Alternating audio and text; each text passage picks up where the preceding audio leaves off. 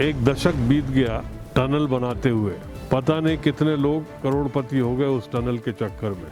बहुत सारे इसी अंचल के मंत्री भी रहे जो दावा करते थे कि टनल हम बना के रहेंगे। मध्य प्रदेश से बिंद को अलग करने की बात चल रही है। कुछ नेता आपके गढ़ चुराहट में भी एक सभा करने वाले हैं आगामी दिनों में। आप इस विषय को किस नजरिए से देखते हैं? मैं बंटवारे के पक्ष में नहीं हूँ। एक परिवार बड़ा है, बड़ा परिवार में ही शामिल रहना उचित है। यदि आगे आने वाले समय में कुछ छोटे प्रांत बनने की बात होगी तो सिर्फ विंध्य भर नहीं होगा, मध्य प्रदेश के 3-4 टुकड़े हो जाएंगे। उसका भी थोड़ा सोच के समझ के रहना चाहिए।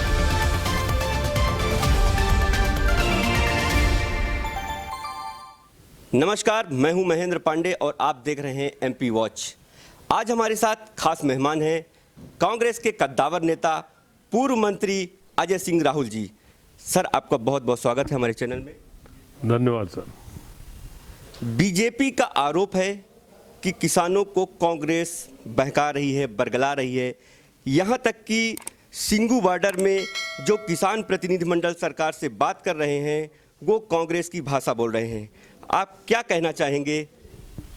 बीजेपी तो ये भी आरोप लगा रही है कि आतंकी और माओवादी लोग भी किसानों के बीच में घुसे हुए हैं। शुद्ध रूप से जब किसान आंदोलन कर रहे हैं तो सरकार क्या सो रही थी कि दिल्ली कितने नज़दीक माओवादी लोग वहाँ पर शामिल हो गए? अरे इसमें कांग्रेस तो क्या, हर दल के लोग किसानों के साथ खड़े हैं। किसान बिल को लेकर कांग्रेस किस हद तक जाएगी?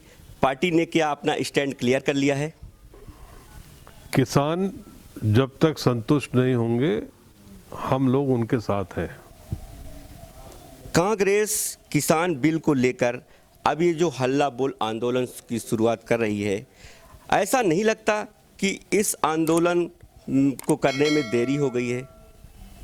यदि जल्दी हुआ होता तो आप कहते कि प्रायोजित है। देर हो गई ये आपके दृष्टिकोण से, हमारे दृष्टिकोण से नहीं। इन दिनों बिंद में एक मुद्दा गर्म है। मध्य प्रदेश से बिंद को अलग करने की बात चल रही है। कुछ नेता आपके गढ़ चुराहट में भी एक सभा करने वाले हैं आगामी दिनों में। आप इस विषय को किस नज़रिए से देखते हैं? संवैधानिक हद तक मध्य प्रदेश का बहुत बड़ा नुकसान हुआ जब छत्तीसगढ़ बन गया। मैं बंटवारे के पक्ष में नहीं हूँ। एक परिवार बड़ा है, बड़ा परिवार में ही शामिल रहना उचित है। यदि आगे आने वाले समय में कुछ छोटे प्रांत बनने की बात होगी तो सिर्फ विंध्य भर नहीं होगा, मध्य प्रदेश के 3-4 टुकड़े हो जाएंगे। उसका भी थोड़ा सोच के समझ के रहना चाहिए। बिंद को लेकर एक और सवाल है। इन दिनों सतना में बरगी नहर को लेकर एक आंदोलन की रणनीति तैयार हो रही है। एक महापंचायत होने वाली है। चूंकि बरगी डैम की देन कांग्रेस सरकार की देन है, वहां पर एमपी की सरकार अब टनल की जगह ओपन पानी लिफ्ट करा रही है। आपका क्या राय है कि क्या वहां टनल से ही बिंद तक पानी आना चाहिए या ओपन लिफ्ट कराना? सरकार का ये निर्णय कैसा है? एक दशक बीत गया टनल बनाते हुए। पता नहीं कितने लोग करोड़पति हो गए उस टनल के चक्कर में। बहुत सारे इसी अंचल के मंत्री भी रहे जो दावा करते थे कि टनल हम बना के रहेंगे। हमें नहर से पानी मतलब है, चाहे ऊपर से आए, चाहे नीचे से आए, चाहे बाएं से आए, चाहे दाएं से आए। चुनाव आयोग ने कहा कि एमपी की सरकार कोरोना को लेकर अभी नगरीय निकाय और पंचायत के चुनाव नहीं कराना चाहती। इसलिए चुनाव आयोग ने 3 महीने के लिए नगरीय निकाय और पंचायत चुनाव टाल दिए। आपका क्या मत है? क्या अभी मध्य प्रदेश में ऐसे हालात नहीं हैं कि नगरीय निकाय और पंचायत चुनाव अभी करा दिए जाने चाहिए, या सरकार ने जो ये निर्णय लिया है कि ये 3 महीने बाद होना चाहिए, क्या ये उचित है? भारतीय जनता पार्टी को जब निर्वाचित सरकार गिरानी थी तब कोरोना का कहर नहीं था।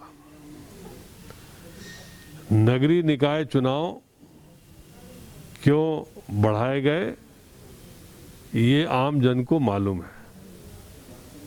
चुनाव कभी भी हो सकते थे, लेकिन भारतीय जनता पार्टी अभी पूर्ण रूप से तैयार नहीं थी, इसलिए शायद ये बढ़ाए गए हैं। किसान बिल को लेकर बिंद के किसानों को आप क्या मैसेज देना चाहेंगे? सवाल ये बात नहीं है कि विंध्य के किसानों को क्या मैसेज देना चाहिए। हम देश के अन्नदाता किसान के साथ कंधे से कंधे लगाकर खड़े हैं